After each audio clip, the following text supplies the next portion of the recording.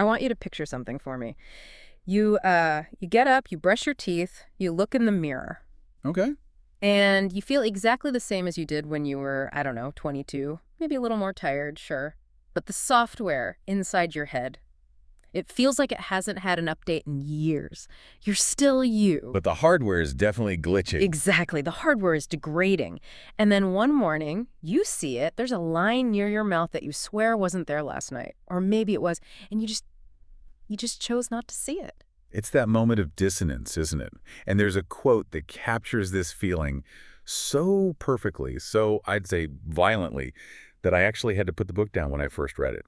It's from James Salter. You are the same and still the same, and suddenly one morning, two distinct lines, ineradicable, have appeared at the corners of your mouth. Ineradicable. I mean, what a cruel word. It implies there's no going back. It's haunting. It's not just a wrinkle. It's a scar from the passage of time. And that specific horror, that collision between the ageless self we all think we have and the aging reality, that's the engine of the story we're covering today. For sure. We are doing a deep dive into some really rich excerpts from So Old, So Young by Grant Ginder. I think it's important to say up front, this isn't just a story about friends in New York. I think that kind of sells it short. Oh, way short.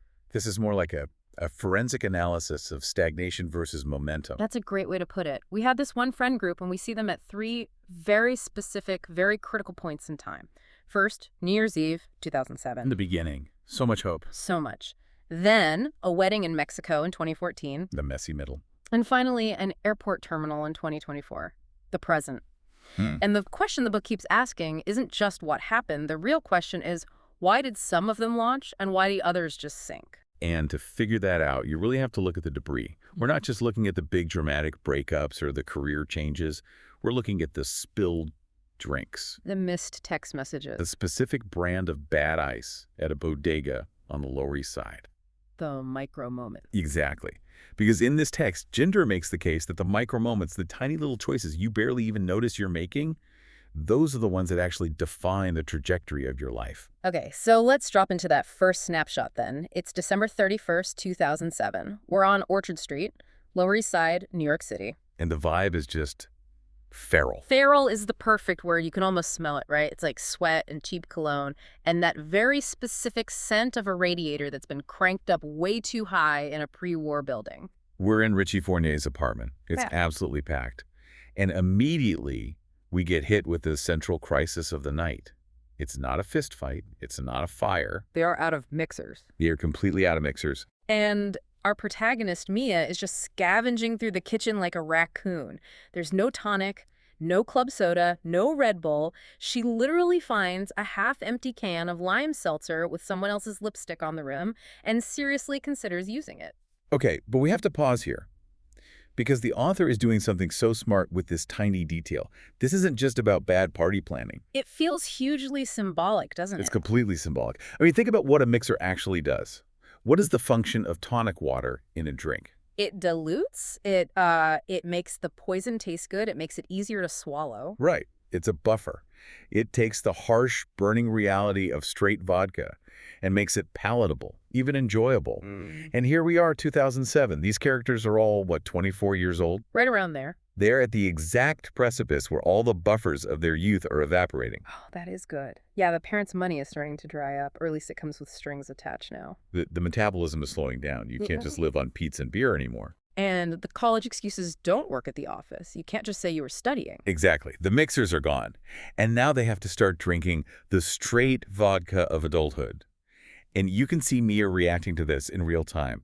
She is terrified.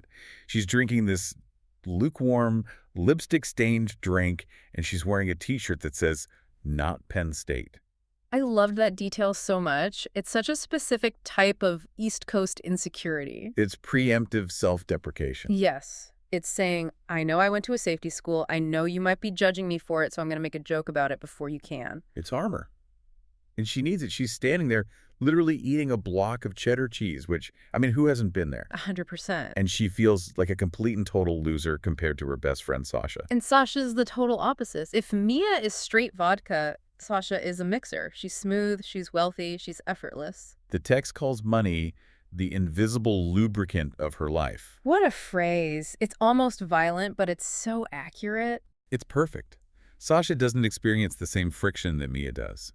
Mia is grinding her gears every single day. She's working at Details magazine, writing what she calls sexy scent copy. Notes of sandalwood and desperation. It's just perfect. She's writing ad copy for perfumes she could never afford, living in constant fear that she's going to get fired any day. And look at how she copes with this anxiety. The book tells us she's masturbating to photos of James Gandolfini. Okay, we have to unpack the Gandolfini of it all. Because it's not random. Why him? Why Tony Soprano? I think it's fascinating. Gandolfini represents a kind of bulky, undeniable reality. He's not a polished, airbrushed model from a cologne ad. He takes up space. He has weight. And Mia feels weightless. Exactly. She feels small, she feels ephemeral, like she could just blow away in the New York wind. Gandolfini is an anchor. He's real in a way, her life. Writing fake copy for fake sense just isn't. Speaking of things that aren't real, this brings us to the whole Annie thing with Sasha, because this one detail tells you everything you need to know about their friendship dynamic. The ghost in the apartment. The fake ghost. Sasha literally invents a ghost named Annie to explain why there are weird noises in their apartment at night. But the noises are just Sasha sneaking out to live a second life she doesn't tell Mia about. It's gaslighting, but it's like whimsical gaslighting. It is, and it's so much easier for Sasha to invent a whole haunting than to just say, hey, I'm restless and I kind of don't want to hang out with you tonight. And that's the toxicity of being in your early 20s, isn't it? We prefer the dramatic, interesting narrative. We're haunted by a ghost over the boring, sad reality.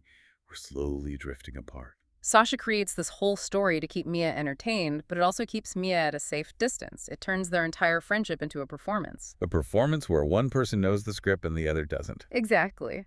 And then we have the boys, Richie Fournier, our host, and Adam. Richie is the host, and he's a glorious mess. He's that guy who thinks the party never has to stop because for him, it literally doesn't. He has his mother's money, he's gay, he's incredibly charismatic, he's doing lines of coke in the bathroom. But then there's Adam. Adam is described in the text as the duct tape of the group. Which is such a sad job description for a friend. What do you do? Oh, I'm the duct tape. It's tragic. Adam is recently out of the closet. He's practical, he's anxious, and he is hopelessly, quietly, devastatingly in love with Richie. And Richie absolutely knows it, doesn't he? Oh, of course he knows, and he exploits it, consciously or not. It's a perfect symbiosis for them at this age. Richie makes the mess, Adam cleans it up. It's a dynamic that works in your 20s because you can fool yourself into thinking it's romantic. You can tell yourself, I'm the only one who really understands him. Or the classic, I can fix him. The three most dangerous words in the English language. For sure. But in 2007, Adam still has hope. The mixers haven't run out for him yet, you know. He thinks his love, his stability, is a mixer that can dilute Richie's chaos. But the night isn't all bad news and desperation, because amidst this whole mixer crisis, we get the moment. The meet cute. Enter Marco. So Mia is still at the refrigerator, struggling to reach a bottle of club soda on the very top shelf that she swore wasn't there a second ago.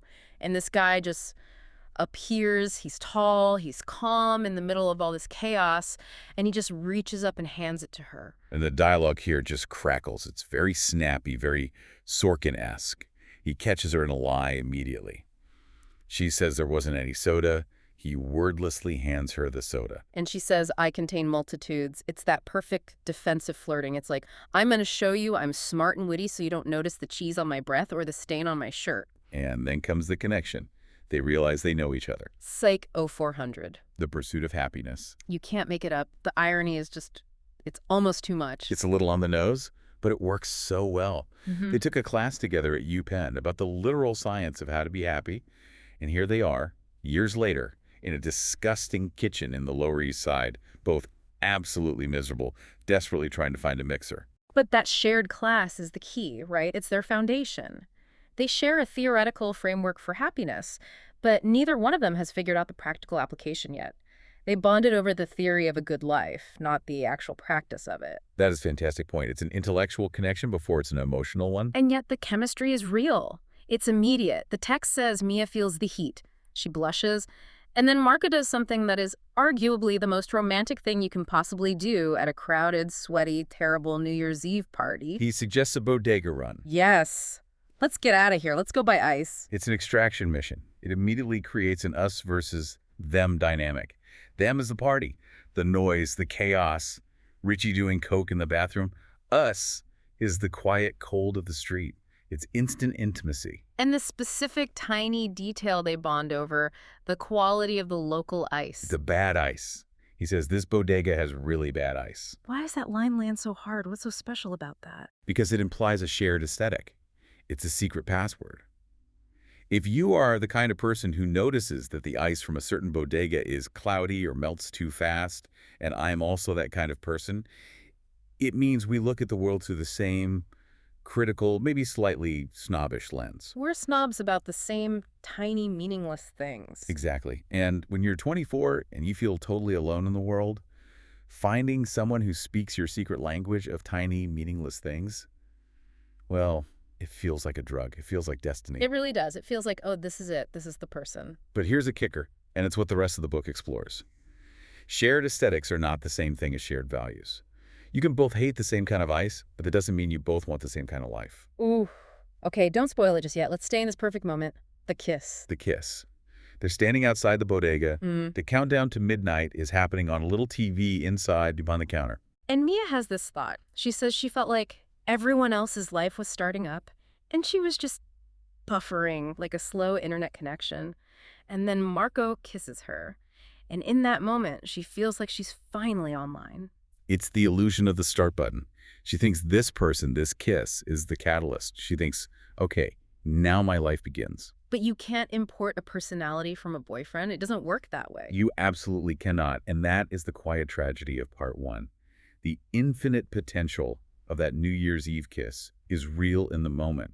But potential doesn't pay the rent, and it doesn't solve the fundamental issue of who you are when the party finally stops. Which brings us perfectly to part two, the pivot point. Yeah. Because eventually, the party does stop. It always does. Mm-hmm. We have to fast forward a bit. The text jumps ahead about 3.5 years.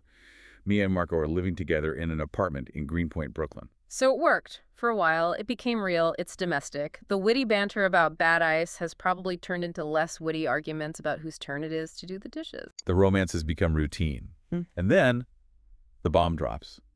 Marco gets a job offer. A really good one at the World Bank. But it's in Washington, D.C. And this is the moment. This is where the shared aesthetic of we're cool New Yorkers who hate bad ice hits the hard concrete wall of reality. Marco is moving forward. He's taking the quote-unquote adult step. He has momentum. And Mia just digs her heels in. She absolutely refuses to go. She claims it's about her job, right, but we already established she hates her job. She's moved from details to the daily news, which sounds like a step up, but now she's writing about rats breeding in the subway system. She's literally documenting the filth and decay of the city. It's not a career she should be clinging to with a death grip. No. And her friend Sasha, who despite her whimsical ghost stories is actually very perceptive about other people, calls Mia out on it directly. She uses a very specific word. She says Mia is suffering from absolutism. What does she mean by that? She means Mia has this incredibly rigid all-or-nothing view of the world. Mia has this idea that if she moves to D.C. for a man, she loses her entire identity. She becomes a trailer, an accessory to his life. It's a very specific, maybe dated, feminist interpretation that actually ends up trapping her. That's fascinating. So it's almost like she's performing the role of an independent woman rather than actually being an independent woman. That's a brilliant way to put it. She's performing the role of the independent New York woman who doesn't need a man, even though that performance is making her miserable and costing her the relationship she claims to want. And Sasha says this absolutism is just masking fear. Deep, profound fear. Sasha calls it a failure of imagination. A failure of imagination. Wow. Mia cannot imagine a version of herself in Washington, D.C. that is happy and successful on her own terms.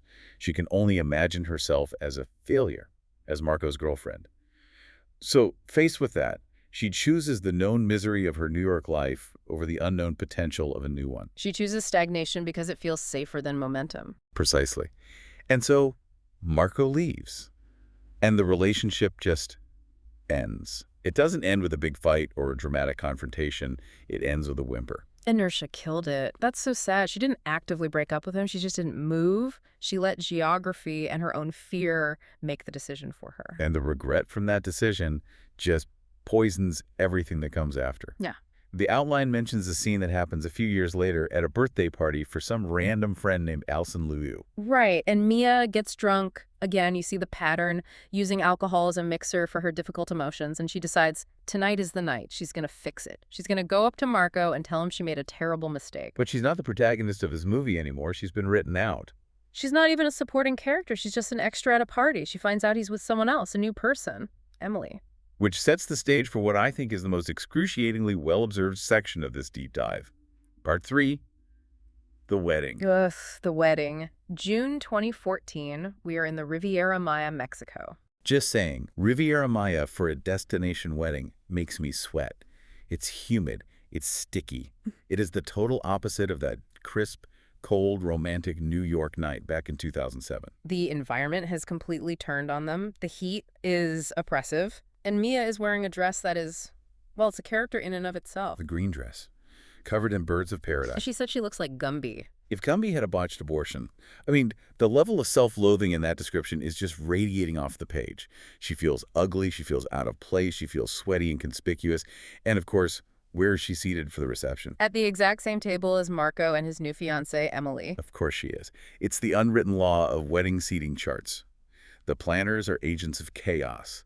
They must put the X's together for maximum drama. And this is where the comparison trap, which has been lurking in the background for years, just snaps shut on her. Mia is sitting there, 30 years old, writing clickbait about rats. And Emily...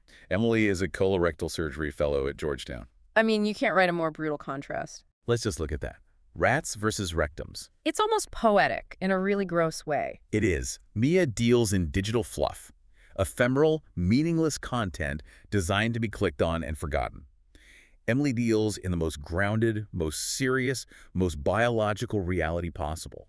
She saves people's lives by dealing with the parts of the body nobody even wants to acknowledge exist. It's serious work. It's adult work. And Mia tries to compensate. She puts on the cool girl mask. She tries to be aloof and witty. She laughed way too hard at the bad jokes from the other guests at the table.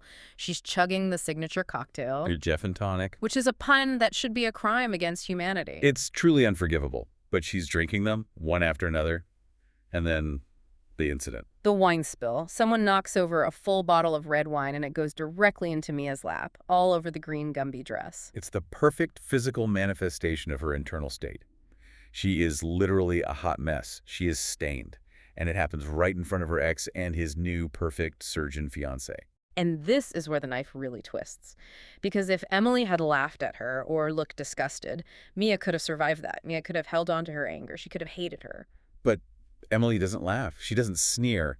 She helps. She pulls a Tide pen out of her clasp. It's a surgical instrument. She goes into surgeon mode. She is competent. She is kind. She treats the wine stain on Mia's dress like it's a medical issue to be solved calmly and efficiently. And while she's dabbing at the stain, she starts talking. She completely humanizes herself. She starts complaining about her own wedding planning, says she's stressed out. She mentions she wants to cap her own wedding at like 40 people. Which just shatters Mia's entire projection of her as this perfect, high-achieving robot. Yeah. And then Emily delivers the final blow without even knowing it's a blow. She tells Mia that Marco talks about her all the time. That has to be the worst thing to hear. It's devastating. Yeah. Because it reduces you to a fond, harmless anecdote. It confirms that you are history. You are not a threat to the new relationship.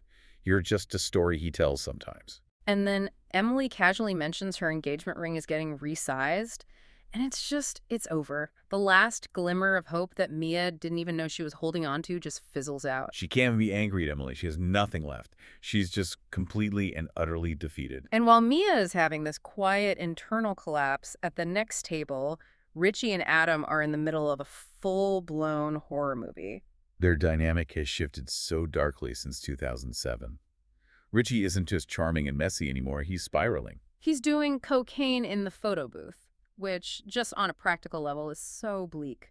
Photo booths are for silly props and funny faces, not for doing Class A drugs at your friend's wedding. And he's actively dragging Adam down with him. The text describes him guilt-tripping Adam into doing drugs to get through dinner. And Adam, who is now a lawyer, who has a real career to lose, is doing it because he's still the duct tape. Yeah. But you can tell the tape is old and brittle and it's about to lose its stickiness. And then there's this bizarre subplot with the bride's senile grandmother at their table that is just so surreal. The woman who is convinced that Richie is her dead lover, a man named George. George the snake. Yeah.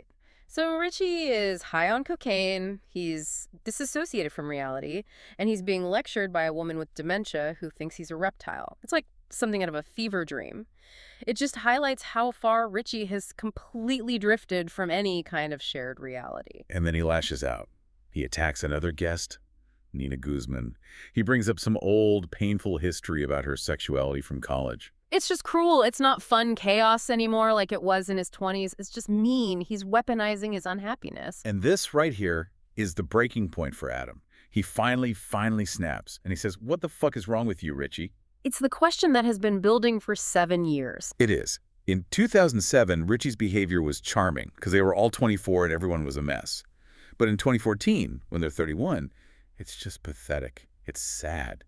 The mixers of his youth, his charm, his potential, his good looks, they don't cover up the toxicity anymore. All you can see is the straight vodka. Richie's just an addict being mean to the people who love him. It's the profound sadness of prolonged adolescence. They're stuck in the hallway of their youth, refusing to open the door and go into the room of adulthood. Precisely. And that leads us to the final, coldest reality. Part 4. The present. We jump forward again. It's April 2024. We're in Terminal 3, Heathrow Airport, London. 10 years after the wedding. A full 17 years after that first party. And Mia is alone, completely alone. We learn she lives in London now. Which is so ironic, isn't it? She wouldn't move to D.C. for the love of her life, but she ended up moving to London anyway, probably for a job or just to escape the ghosts of her New York life. She's totally displaced. And what is she doing? She's sitting there scrolling on her phone. The modern prayer for the lonely. She is frantically, desperately looking for one specific photo on her phone, a group shot from 20199. Why that specific photo? What's the magic in that one? Because she believes, and this is the most heartbreaking part of the whole story, I think, she believes that if she can just find that one photo, it will serve as proof that all of this would have turned out differently. Wow. So it's magical thinking. It's a totem. She thinks if she can just locate the digital evidence of their past happiness, she can somehow retroactively fix her present loneliness. She's trying to curate a narrative on her phone where they didn't all fall apart. But she's interrupted by a stranger, a big, enthusiastic American man sitting next to her on the plane. And this guy, he's basically the ghost of Christmas past. He is. He is so excited. He's going to New York for the very first time. He calls it the center of the universe. He has all that bright, shiny energy that Mia and her friends had back in 2007. He sees the city as this playground of infinite potential. And Mia, looking at it from 17 years down the road, just sees a graveyard of her past self. And he asks her, just making small talk, he asks if she's going home. And her answer is so telling. She just says, no, not really. Even though she lived there for more than a decade, it's not her home anymore. But London isn't really her home either. She has no home. She's just in the terminal. She is perpetually in transit. And then we get the emotional climax of the entire piece. The stranger, trying to be nice, orders 2 gin and tonics from the flight attendant. One for him, one for her. Trying to be friendly, trying to liven her up because she looks so sad. And he makes a joke. He says, come on, have a drink. It's not like someone's died. Oh, that's rough. And Mia just looks at him dead in the eye and she says, actually, they have. Chills. Just absolute chills. So we have to sit with this. Who died? The text is deliberately ambiguous about it. I mean, it could be a literal death. There are references earlier in the book to Adam's parents dying young. It could be Richie. Maybe the drugs and the chaos finally caught up with him. That feels plausible, but I don't know. It feels like it might be something else. I think so, too. I think structurally, it refers to something bigger. The death of the friend group itself. The death of us. The death of the collective organism that was Mia, Sasha, Richie, and Adam. That entity. That multi-headed beast that used to move through the city together, sharing drinks and apartments and secrets.